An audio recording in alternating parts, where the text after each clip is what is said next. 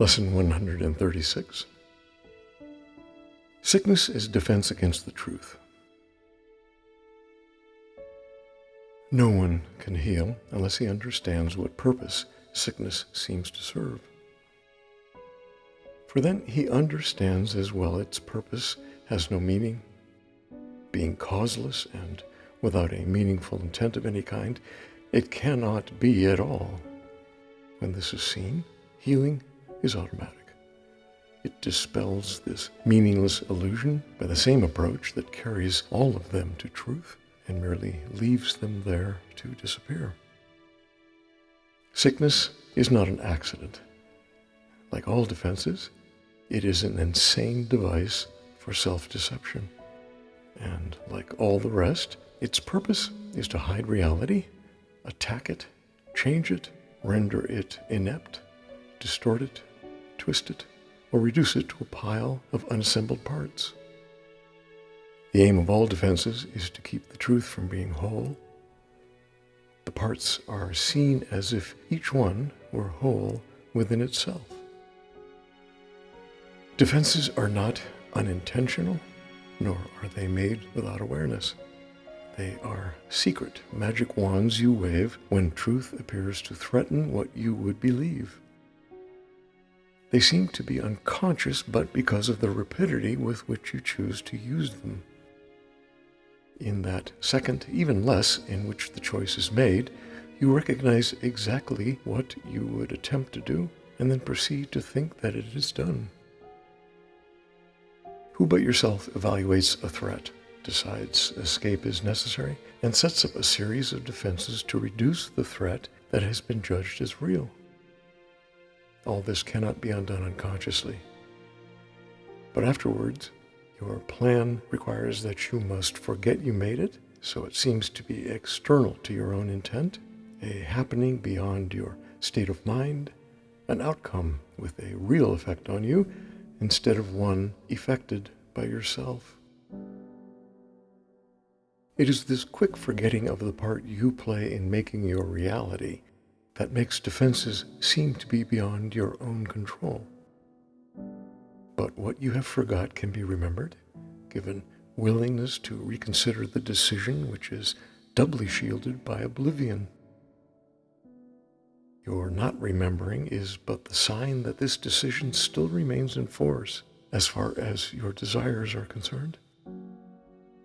Mistake not this for fact. Defenses must make facts unrecognizable. They aim at doing this, and it is this they do. Every defense takes fragments of the whole, assembles them without regard to all their true relationships, and thus constructs illusions of a whole that is not there. It is this process that imposes threat, and not whatever outcome may result.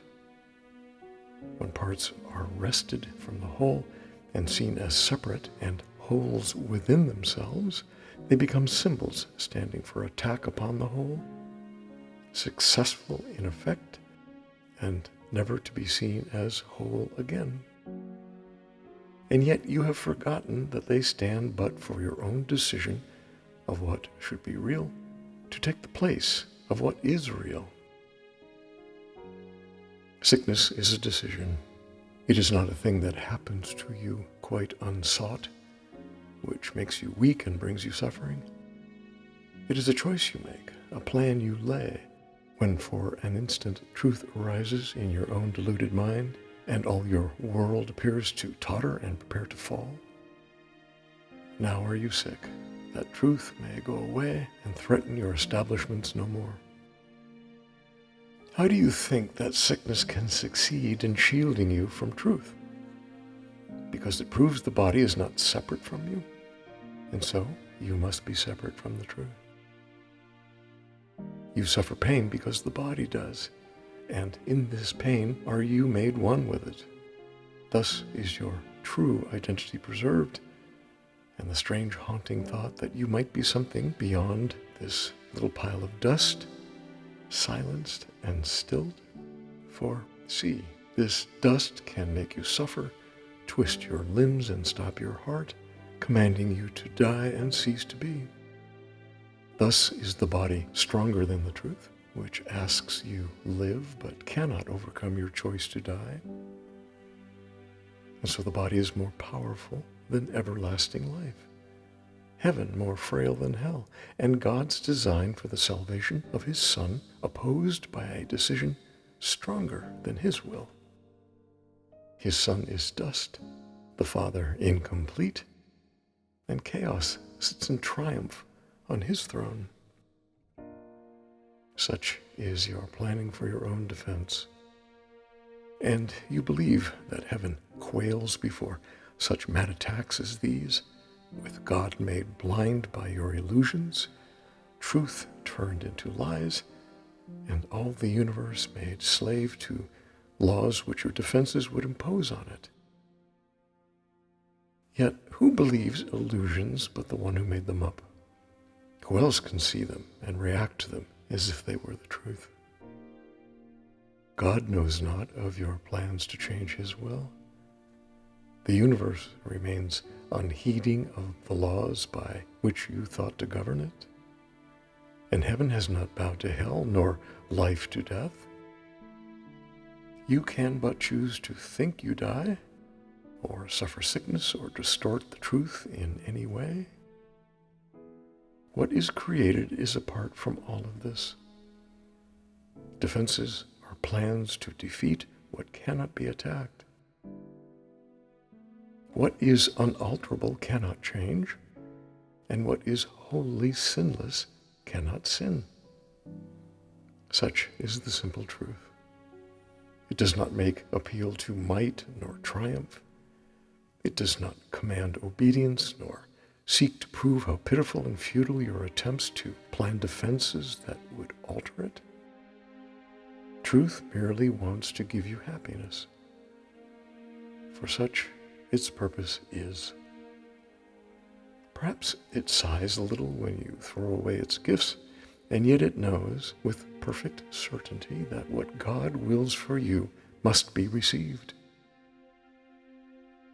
It is this fact that demonstrates that time is an illusion, for time lets you think what God has given you is not the truth right now, as it must be. The thoughts of God are quite apart from time, for time is but another meaningless defense you made against the truth. Yet what he wills is here, and you remain as he created you. Truth has a power far beyond defense, for no illusions can remain where truth has been allowed to enter. And it comes to any mind that would lay down its arms and cease to play with folly. It is found at any time, today, if you will choose to practice giving welcome to the truth. This is our aim today, and we will give a quarter of an hour twice to ask the truth to come to us and set us free. And truth will come, for it has never been apart from us. It merely waits for just this invitation which we give today. We introduce it with a healing prayer to help us rise above defensiveness and let truth be as it has always been. Sickness is a defense against truth. I will accept the truth of what I am and let my mind be wholly healed today. Healing will flash across your open mind as peace and truth arise to take the place of war and vain imaginings. There will be no dark corners sickness can conceal and keep defended from the light of truth. There will be no dim figures from your dreams, nor their obscure and meaningless pursuits with double purposes insanely sought remaining in your mind.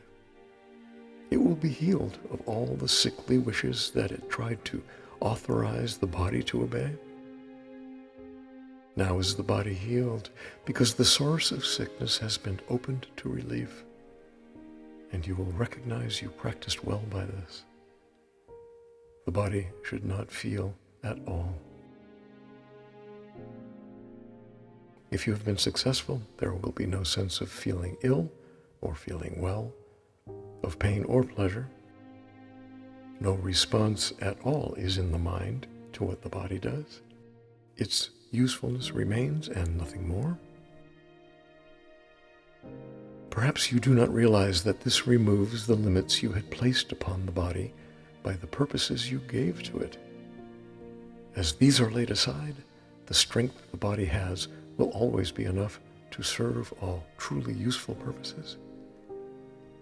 The body's health is fully guaranteed because it is not limited by time, by weather or fatigue, by food and drink, or any laws you made it serve before. You need do nothing now to make it well, for sickness has become impossible. Yet this protection needs to be preserved by careful watching. If you let your mind harbor attack thoughts, yield to judgment, or make plans against uncertainties to come, you have again misplaced yourself and made a bodily identity which will attack the body, for the mind is sick. Give instant remedy should this occur by not allowing your defensiveness to hurt you longer.